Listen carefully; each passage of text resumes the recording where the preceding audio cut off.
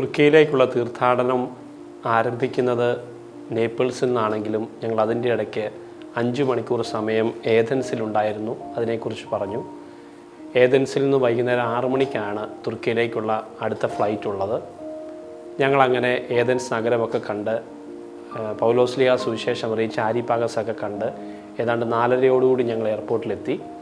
അങ്ങനെ 4:30 എയർപോർട്ടിലെത്തി ഫ്ലൈറ്റിൻ്റെ ചെക്കിനൊക്കെ ചെയ്ത് 6 മണിക്കുള്ള ഫ്ലൈറ്റിനായിട്ട് ഞങ്ങൾ കാത്തിരുന്നു. കൃത്യം 6 മണിക്ക് തന്നെ ഫ്ലൈറ്റിൽ യാത്ര തുടർന്നു. ഞങ്ങൾ 8 മണിക്കാണ് ഇസ്മീറിലെത്തുന്നത്. തുർക്കിയിലെ ഇസ്മീറിൽ ഫ്ലൈറ്റ് ലാൻഡ് ചെയ്യുന്നത് 8 മണിക്കാണ്. ഡിസംബർ മാസമാണ്. ഡിസംബർ മാസത്തിലൊക്കെ പകലിന് ദൈർഘ്യം കുറവാണ്. അതുകൊണ്ട് തന്നെ വൈകുന്നേരം 4 മണിയൊക്കെ കഴിയുമ്പോൾ തൊട്ടേ ഇരുട്ടായി തുടങ്ങും.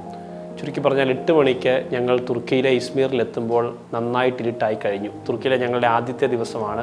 തുർക്കിയിലെ ഇസ്മീറിലെത്തി എന്നുള്ളൊരു സന്തോഷത്തിലാണ്. അങ്ങനെ ഞങ്ങൾ ഇസ്മീർ എയർപോർട്ടിൽ നിന്ന് പുറത്തിറങ്ങി. ഇനി ഇസ്മീർ എയർപോർട്ടിൽ നിന്നും ഞങ്ങളുടെ ആദ്യ ലക്ഷ്യം എന്ന് പറയുന്നത് ഇസ്മീറിലുള്ള മാതാവിൻ്റെ വീട്ടിലേക്ക് പോകുക എന്നുള്ളതാണ്.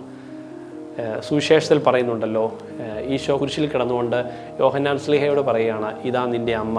പരിശുദ്ധ അമ്മയോട് പറയുകയാണ്, ഇതാ നിൻ്റെ മകൻ എന്ന് പറഞ്ഞാൽ ഈശോയുടെ കുരിശു മരണത്തിന് ശേഷം ശിഷ്യന്മാർ എല്ലാവരും സുവിശേഷം അറിയിക്കാൻ വേണ്ടി ലോകം മുഴുവൻ സഞ്ചരിക്കുമ്പോൾ ശിഷ്യന്മാരെല്ലാവരും തനിച്ചാണ് പോകുന്നത്. എന്നാൽ യോഹന്നാൻ സ്ലീഹ മാത്രം സുവിശേഷം അറിയിക്കുമ്പോൾ കൂടെ പരിശുദ്ധ അമ്മയെയും കൊണ്ടാണ് പോകുന്നത്. അങ്ങനെ നമ്മൾ വിശുദ്ധ കുർബാനയിൽ പാടുന്നുണ്ടല്ലോ, യോഹന്നാനെ എഴുതി നരകുല രക്ഷകനാമെന്നുള്ള ഗീതം ആലപിക്കുമ്പോൾ യോഹന്നാൻ എഫേസൂസിൽ, യോഹന്നാൻ സുവിശേഷം അറിയിച്ചത് എഫേസൂസിലാണ്. ഈ എഫേസൂസ് ഉള്ളത് ഈ ഇസ്മീർ നഗരത്തിലാണ്. അങ്ങനെയാണ് ഞങ്ങൾ ഇസ്മീർ നഗരത്തിലെത്തുന്നതും. ഈ എഫേസൂസ് നഗരത്തിൻ്റെ തൊട്ടടുത്താണ് പരിശുദ്ധ അമ്മ താമസിച്ചിരുന്ന വീടുള്ളത്. ഈ വീട്ടിലേക്കാണ് ഞങ്ങളുടെ ആദ്യത്തെ യാത്ര. പക്ഷേ ആദ്യത്തെ യാത്രയിൽ ഞങ്ങൾക്ക് ആദ്യമുണ്ടാകുന്ന വിഘ്നം എന്ന് പറയുന്നത്, എയർപോർട്ടിൽ നിന്ന് പുറത്തിറങ്ങുമ്പോൾ റെൻ്റ് കാറ് ബുക്ക് ചെയ്തിരുന്നു. എയർപോർട്ടിൽ നിന്ന് ഇറങ്ങിയ ഉടനെ തന്നെ ഈ ബുക്ക് ചെയ്ത കാറിൻ്റെ ഓഫീസ് കണ്ടെത്താൻ വേണ്ടി എയർപോർട്ടിന് പുറത്തിറങ്ങി. നല്ല തണുപ്പാണ്. ഞാൻ ആദ്യം തന്നെ ഈ ബുക്ക് ചെയ്ത കാറിൻ്റെ ഓഫീസ് കണ്ടെത്താൻ വേണ്ടി എയർപോർട്ട് മുഴുവൻ കൂടെ നടന്നു. ഓഫീസ് കാണാഞ്ഞതുകൊണ്ട് ഞാൻ എയർപോർട്ടിന് പുറത്തിറങ്ങിയപ്പോൾ തീർച്ചയായിട്ടും പിതാക്കന്മാരും റോജനച്ചനും പുറത്തിറങ്ങി. പക്ഷേ പുറത്തിറങ്ങി കഴിഞ്ഞപ്പോഴാണ് അറിയുന്നത് അകത്ത് മാത്രമേ ഓഫീസുകളുള്ളൂ, പുറത്ത് കടകളൊന്നുമില്ല. ചെറിയൊരു എയർപോർട്ടാണ്, പുറത്ത് കടകളൊന്നുമില്ല. പുറത്തെല്ലാം പാർക്കിംഗ് ഗ്രൗണ്ട് മാത്രമേ ഉള്ളൂ, മറ്റൊന്നുമില്ല. ടൗണ് വളരെ ദൂരത്തിലാണ്. ഈ എയർപോർട്ടിൽ നിന്നും വളരെ ദൂരത്തിലാണ് ടൗൺ എന്നൊക്കെ മനസ്സിലാക്കുകയാണ്. അങ്ങനെ ഞാൻ തിരിച്ച് യാത്ര ചെയ്യുന്ന പോലെ തിരിച്ച് ചെക്ക് ഇൻ ചെയ്ത് ഞാൻ എയർപോർട്ടിനകത്ത് കയറി. സ്വാഭാവികമായിട്ടും ഈ സമയത്ത് പിതാക്കന്മാരും റോജനച്ചനും പുറത്ത് തണുപ്പടിച്ച് നിൽക്കുകയാണ്. ഞാൻ അകത്ത് കയറി ഏതാണ്ട് 15-20 മിനിറ്റോളം കഴിഞ്ഞ് എല്ലാ കടകളും ചെക്ക് ചെയ്തിട്ട് എനിക്ക് മനസ്സിലായി ബുക്ക് ചെയ്ത കാറിൻ്റെ ഓഫീസ് ഇവിടെ ഇല്ല, കബളിപ്പിക്കപ്പെട്ടു എന്നെനിക്ക് മനസ്സിലായി.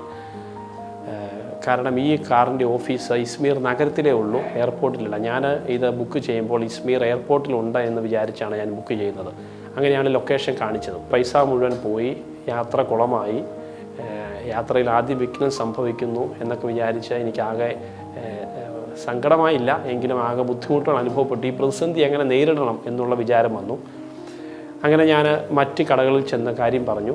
കാർ റെൻറ്റിന് കൊടുക്കുന്ന കടകളിൽ ചെന്ന കാര്യം പറഞ്ഞപ്പോൾ അവർ പറഞ്ഞു, നീ പറഞ്ഞത് ശരിയാണ്, ഈ എയർപോർട്ടിൽ ഇതിൻ്റെ ഓഫീസില്ല, ഇസ്മീർ ടൗണിലേക്ക് പോകണം, ടാക്സി വല്ലതും എടുത്തുകൊണ്ട് നിനക്ക് പോകാം എന്ന് പറഞ്ഞ് അവരും കൈയൊഴിഞ്ഞു. ഓരോ കടക്കാരും വൈകുന്നേരം 8 മണി ആയതുകൊണ്ട് തന്നെ അന്ന് രാത്രി ഇനി ഇസ്മീർ എയർപോർട്ടിലേക്ക് മറ്റ് ഫ്ലൈറ്റുകളൊന്നും ഇല്ലാഞ്ഞതുകൊണ്ടും ഓരോ കടകളുമായിട്ട് അടച്ച് പോവുകയാണ്. അപ്പോൾ പോകുന്നവരെല്ലാം ഗുഡ് ബൈ പറഞ്ഞ്, നിൻ്റെ കാര്യം നീ നോക്കിക്കോളൂ, ഞങ്ങൾക്ക് നിന്നെ സഹായിക്കാൻ സാധിക്കില്ല. എല്ലാം തുർക്കിഷ് ഭാഷയിലാണ് പറയുന്നത്. അങ്ങനെ നിസ്സഹായനായി ഞാൻ നിൽക്കുന്നു. തുടർന്ന് 5 മിനിറ്റ് കഴിഞ്ഞ് ഞാൻ പുറത്തേക്ക് ഇറങ്ങുന്നു. ഞാൻ പുറത്തേക്ക് ഇറങ്ങി എന്താണെങ്കിലും ബുക്ക് ചെയ്ത ഫോൺ നമ്പറിൽ ഞാൻ വിളിക്കുന്നു. വിളിച്ചിട്ട് ആരും റിപ്ലൈ ഒന്നും കിട്ടുന്നില്ല. 10-15 മിനിറ്റ് കഴിഞ്ഞപ്പോൾ എനിക്കൊരു കോള് വരുന്നു. ഈ സമയത്തെല്ലാം പിതാക്കന്മാരും റോജനച്ചനും പുറത്ത് തണുപ്പടിച്ച് നിൽക്കുകയാണ്. ഞാനിപ്പോൾ വരും എന്നുള്ള വിചാരത്തിൽ നിൽക്കുകയാണ്. വണ്ടിയുമായിട്ട് ഉടനെ എത്തും എന്നുള്ള വിചാരത്തിൽ നിൽക്കുകയാണ്. ഏതാണെങ്കിലും 10-15 മിനിറ്റ് കഴിഞ്ഞപ്പോൾ എനിക്കൊരു കോള് വന്നു. ഞങ്ങൾ വണ്ടിയുമായിട്ട് എയർപോർട്ടിൻ്റെ പാർക്കിങ്ങിൽ ഞങ്ങൾ നിൽപ്പുണ്ട്. വണ്ടി ബുക്ക് ചെയ്ത കമ്പനിക്കാരൻ ഞങ്ങൾ വിളിക്കുന്നു. അങ്ങനെ ഞാൻ അവർ പറഞ്ഞ സ്ഥലത്തേക്ക് കബളിപ്പിക്കപ്പെടുമോ എന്ന് വിചാരിച്ചുകൊണ്ട് പിന്നെ ഞാൻ അങ്ങോട്ട് പോകുമ്പോൾ അവിടെ ഒരാൾ, ഇവർക്ക് ഇത് ഒരു ഇൻ്റർനാഷണൽ ഏജൻസിയാണ്, പക്ഷേ അവർക്ക് അവിടെ എയർപോർട്ടിൽ ഓഫീസ് ഇല്ലായിരുന്നുവെങ്കിലും ഞാൻ വരുന്ന സമയം നോക്കി അവർ എയർപോർട്ടിൽ വണ്ടിയുമായിട്ട് വന്ന് നിന്നു. അങ്ങനെ ഞങ്ങൾ എഗ്രിമെൻ്റൊക്കെ സൈൻ ചെയ്ത് വണ്ടി കൈമാറി. അങ്ങനെ ഞങ്ങൾ ഇസ്മീറിലേക്കുള്ള ഞങ്ങളുടെ യാത്ര ആരംഭിച്ചു. വണ്ടി വാടകയ്ക്ക് എടുക്കാൻ കാരണമുണ്ട്. ഈ പറയുന്ന സ്ഥലങ്ങളിലേക്കൊക്കെ, തുർക്കിയിലെ ഒട്ടുമിക്ക സ്ഥലങ്ങളിലേക്കും ഇനിയുള്ള തീർത്ഥാടനത്തിൻ്റെ മറ്റു ഭാഗങ്ങൾ കാണുമ്പോൾ മനസ്സിലാകും, ചരിത്രപ്രസിദ്ധമായ ഇങ്ങനെ ക്രൈസ്തവ സ്ഥലങ്ങളിലേക്കൊക്കെ പോകണമെങ്കിൽ വാടകയ്ക്ക് വണ്ടി എടുക്കുക അല്ലാതെ മറ്റു മാർഗങ്ങളില്ല. നേരിട്ട് ബസ്സോ ട്രെയിനോ അല്ലെ മറ്റ് യാത്രാ സൗകര്യങ്ങളൊന്നും തുർക്കിയിലില്ല. ഇങ്ങനെയുള്ള സ്ഥലങ്ങൾ കാണണമെങ്കിൽ തീർച്ചയായിട്ടും നമ്മളൊരു വാടകയ്ക്ക് വണ്ടി എടുത്തെങ്കിൽ മാത്രമേ സാധിക്കത്തുള്ളൂ. അങ്ങനെയാണ് ഞങ്ങൾ വണ്ടി എടുക്കാൻ നിർബന്ധിതരാകുന്നത്. മാത്രമല്ല, കൂടുതൽ സ്ഥലങ്ങൾ കാണുമ്പോൾ വണ്ടി എടുത്തു പോകുന്നതാണ് സൗകര്യം. എന്താണെങ്കിലും ഞങ്ങൾ ഇസ്മീർ എയർപോർട്ടിൽ നിന്നും വണ്ടി എടുത്തു. ഏതാണ്ട് 1 മണിക്കൂർ മിച്ചം യാത്രയുണ്ട് ഈ മാതാവിൻ്റെ വീട് എന്ന് പറയുന്ന സ്ഥലത്തേക്ക്. അത് എഫേസൂസിനടുത്താണ്. കാരണം എഫേസൂസിലാണ് യോഹന്നാൻ സുവിശേഷം അറിയിക്കുമ്പോൾ അതിനടുത്താണ് മാതാവ് താമസിക്കുന്നത്. വൈകുന്നേരം ഞങ്ങൾ 10 മണിയോടുകൂടി സെലൂക്ക് എന്ന് പറയുന്ന എഫേസൂസിനടുത്തുള്ള നഗരത്തിലെത്തി. എഫേസൂസ് നഗരം തന്നെയാണ്. ആ നഗരത്തിലെത്തി ഞങ്ങളന്ന് താമസിക്കേണ്ടിയിരുന്ന ഒരു ഹോം സ്റ്റേ ആണ് അവിടെ. അതാണ് ആകെ ഉണ്ടായിരുന്നത്. അപ്പം അവിടെ ഞങ്ങൾ ചെക്ക് ഇൻ ചെയ്തു. അതിനുശേഷം രാത്രി 10-11 മണിയോടുകൂടി ഞങ്ങൾ പുറത്ത് നഗരത്തിൽ വന്ന് ഭക്ഷണം എന്തെങ്കിലും കിട്ടുമോ എന്ന് വിചാരിച്ച് കടകളൊക്കെ തപ്പി അങ്ങനെ ഒരു റെസ്റ്റോറൻറ്റ് തുറന്ന് കിടപ്പുണ്ടായിരുന്നു അവിടെ വന്ന് ഞങ്ങൾ വൈകുന്നേരം രാത്രിയിൽ വന്ന് പിസ്സയാണ് അവിടെ ഉണ്ടായിരുന്നത്. അങ്ങനെ പിസ്സയൊക്കെ കഴിച്ച് ഞങ്ങൾ ഏതാണ്ട് 11:30 ഞങ്ങൾ അന്നത്തെ യാത്രയെല്ലാം കഴിഞ്ഞ്, കാരണം രാവിലെ 10 മണിക്ക് നേപ്പിൾസിൽ നിന്ന് തുടങ്ങിയതാണ്. നാപ്പോളി എന്നാണ് ഇറ്റാലിയൻ ഭാഷയിൽ പറയുക, നേപ്പിൾസ് എന്നാണ് ഇംഗ്ലീഷിൽ. അങ്ങനെ നേപ്പിൾസിൽ നിന്ന് ഞങ്ങൾ രാവിലെ 10 മണിക്ക് തുടങ്ങിയ യാത്ര 5 മണിക്കൂർ ഏതൻസിൽ സ്റ്റേ ഉണ്ടായിരുന്നു. അതിൻ്റെ ഇടയ്ക്ക് ഏതൻസിലെ ആരിപ്പാഗസ് നഗരമൊക്കെ കണ്ട് തിരിച്ച് വൈകുന്നേരം 4:30 എയർപോർട്ടിലെത്തി. 6 മണിക്ക് യാത്ര തുടർന്ന് 8 മണിക്ക് ഈ ഇസ്മീർ എയർപോർട്ടിലെത്തിയതാണ്. അതിനുശേഷമുള്ള 1 മണിക്കൂർ മിച്ചമുള്ള കാർ യാത്രയുണ്ട്. അങ്ങനെ ഭക്ഷണമെല്ലാം കഴിച്ച് രാത്രി 11:30 ഞങ്ങൾ സ്വസ്ഥമായിട്ട് അന്നത്തെ ദിവസത്തിൻ്റെ വിശ്രമത്തിനായിട്ട് ഞങ്ങൾ ഒരുങ്ങി. പിറ്റേ ദിവസം രാവിലെ 7 മണിക്കാണ് വിശുദ്ധ കുർബാന പറഞ്ഞിട്ടുള്ളത്. നമ്മുടെ പള്ളികൾ വളരെ കുറവാണ്. അതുകൊണ്ട് തന്നെ എല്ലാ ദിവസവും വിശുദ്ധ കുർബാന ചെല്ലുക എന്നുള്ളത് ബുദ്ധിമുട്ടുള്ള കാര്യമാണ്. പക്ഷേ മാതാവിൻ്റെ വീട്ടിൽ വിശുദ്ധ കുർബാന ചെല്ലാൻ അവസരമുണ്ട് ആദ്യത്തെ ദിവസം. കാരണം അതിന് 2 വർഷം മുമ്പ് ഞാൻ ഈ യാത്ര നടത്തുമ്പോൾ അവിടെയുള്ള അച്ഛന്മാരുമായിട്ട് കോണ്ടാക്റ്റ് ഉണ്ടായിരുന്നു. അങ്ങനെ ഈ യാത്ര ഇങ്ങനെ രണ്ടാമത് യാത്ര പിതാക്കന്മാരുമായിട്ട് വരുമ്പോൾ അവിടെ വിശുദ്ധ കുർബാനയ്ക്ക് സാധ്യതയുണ്ടോ എന്ന് അപേക്ഷിക്കുകയും അവർ രാവിലെ 8:30 പൊതുജനങ്ങൾക്കായിട്ട് ഈ മാതാവിൻ്റെ വീട് തുറന്നു കൊടുക്കുന്നത്. അതിനുശേഷം 8:30 കഴിഞ്ഞാൽ പിന്നെ കുർബാന ചെല്ലാൻ സാധിക്കുകയില്ല.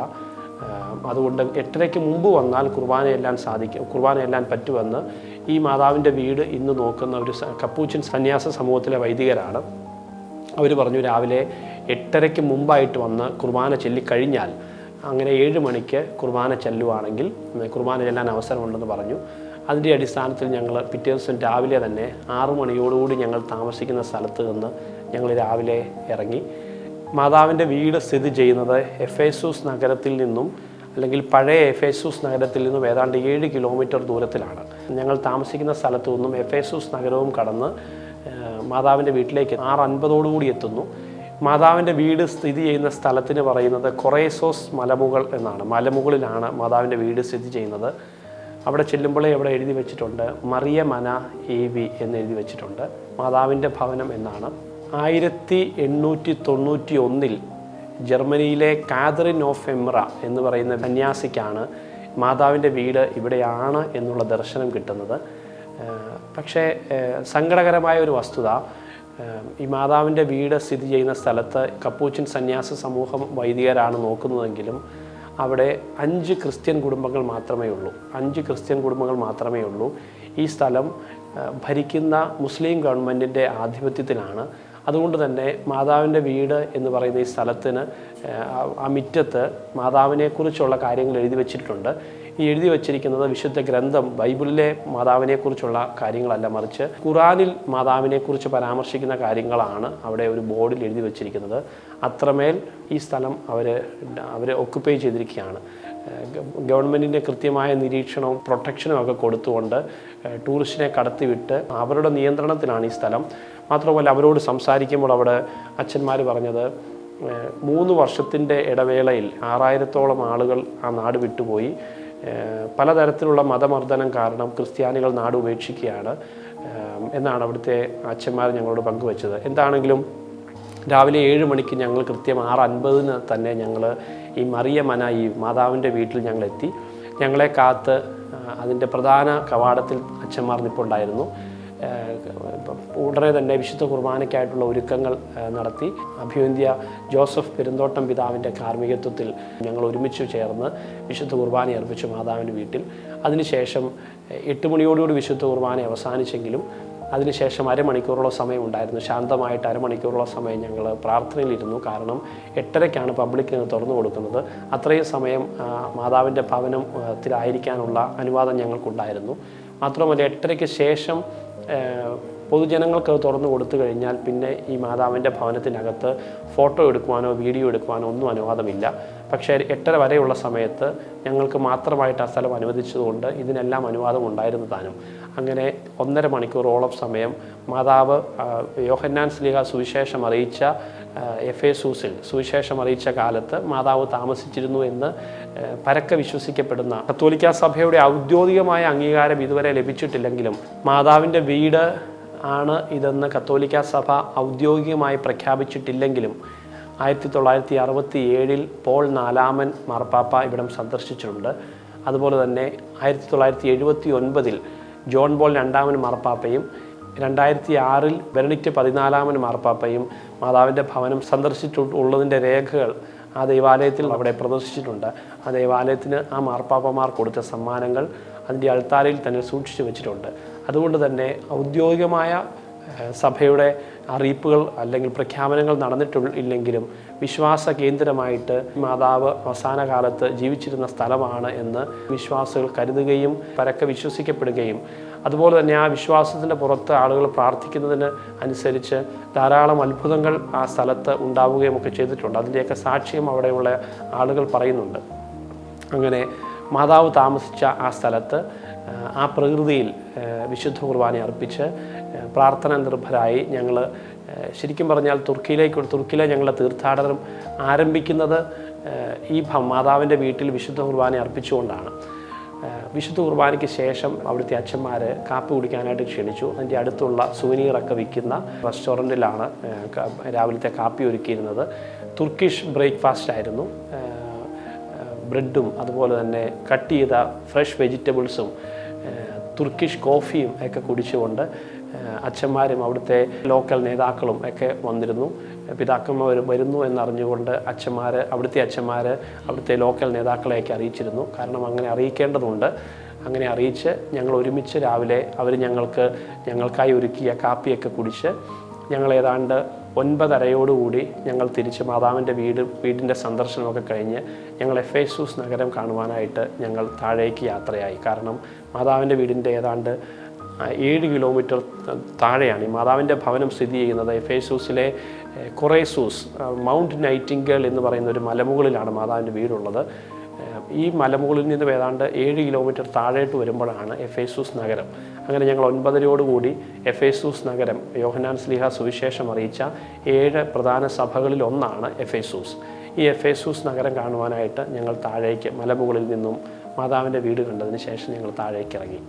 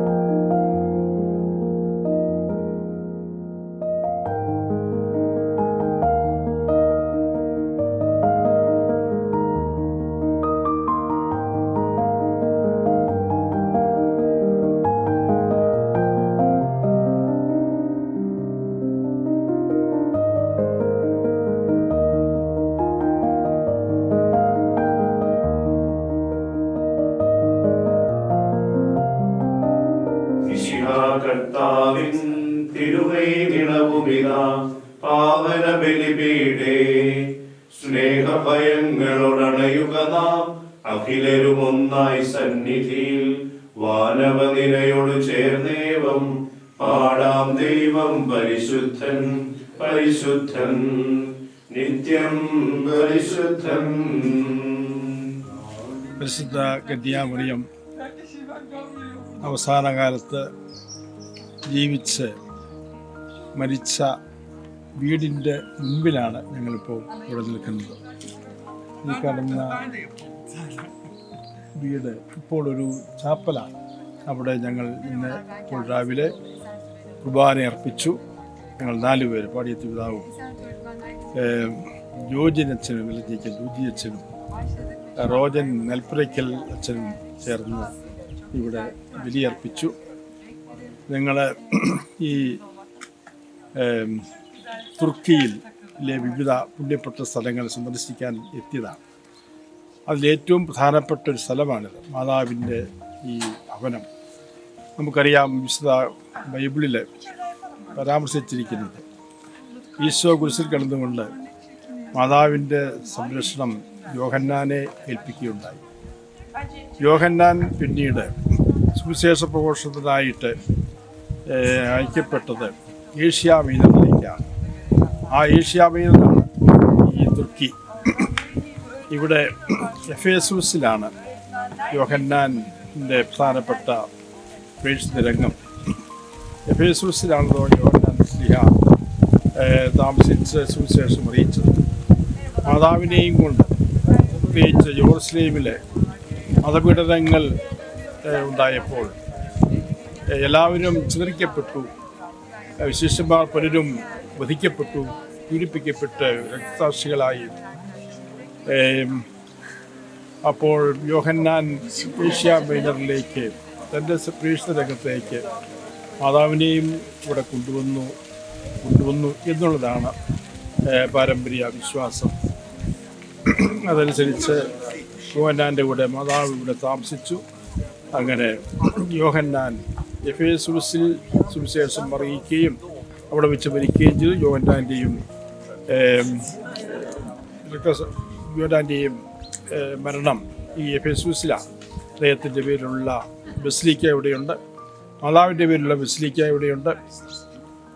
മാതാവിൻ്റെ പേരിലുള്ള ആദ്യത്തെ ബസിലിക്കയാണ് ഇവിടെയുള്ളത്. അപ്പോൾ ഇതെല്ലാം വെച്ച് നോക്കുമ്പോൾ ഈ പാരമ്പര്യം ചരിത്രപരമായിട്ട് ശരിയാണ് എന്നാണ് മനസ്സിലാക്കാൻ സാധിക്കുക. മാത്രമല്ല, ഇതേക്കുറിച്ച് എംറയിലെ വിശുദ്ധ കാതറീന എഴുതിയിട്ടുണ്ട്. അതോടൊപ്പം തന്നെ ദർശനത്തിൽ ഈ വിവരങ്ങൾ അറിയിക്കപ്പെട്ടതായിട്ടും പറയപ്പെടുന്നു. മറ്റു ചരിത്രരേഖകളും എല്ലാം വെച്ച് നോക്കുമ്പോൾ മാതാവ് അവസാനമായി ജീവിച്ചത് മരിച്ചത് ഇവിടെയാണെന്ന് നമുക്ക് വിശ്വസിക്കാൻ സാധിക്കും. പുണ്യപ്പെട്ട ആ ഭവനത്തിന്മേൽ 4-ാം നൂറ്റാണ്ടിന് ശേഷം നിർമ്മിക്കപ്പെട്ട ഒരു കപ്പേളയാണ് ഇപ്പോൾ ഈ കാണുന്നത്. ഈ സ്ഥലത്ത് തന്നെയായിരുന്നു മാതാവിൻ്റെ ഭവനം സ്ഥിതി ചെയ്തിരുന്നത് 4-ാം നൂറ്റാണ്ട് വരെ. അങ്ങനെ ഇവിടെ തന്നെയായിരുന്നു ഈ ഭവനം. ഇവിടെ ആദ്യത്തെ ഭവനം. ഒരു ശേഷം അതിൻ്റെ മേൽ നവീകരിക്കപ്പെട്ട ഒരു കപ്പേളയാണ് ഇത്. നമുക്ക് പരിശുദ്ധ കന്യാമറിയത്തിൻ്റെ ഈ വാസസ്ഥലത്തിൻ്റെ അവസരത്തിൽ മാതാവിൻ്റെ മധ്യസ്ഥം പ്രാർത്ഥിക്കാം. എല്ലാവർക്കും വേണ്ടി ഞങ്ങൾ പ്രാർത്ഥിച്ചു. നമ്മുടെ സഭയ്ക്ക് വേണ്ടി, നമ്മുടെ രൂപതയ്ക്ക് വേണ്ടി, എല്ലാവർക്കും, പ്രത്യേകിച്ച് എല്ലാ കുടുംബാംഗങ്ങൾക്കും വേണ്ടി, കുടുംബ ജീവിതക്കാർക്ക് വേണ്ടിയൊക്കെ പ്രാർത്ഥിക്കുകയുണ്ടായി. നമുക്ക് ഈ പുണ്യപ്പെട്ട ഈ ഭാഗ്യത്തിന് ദൈവത്തിന് നന്ദി പറയുന്നു.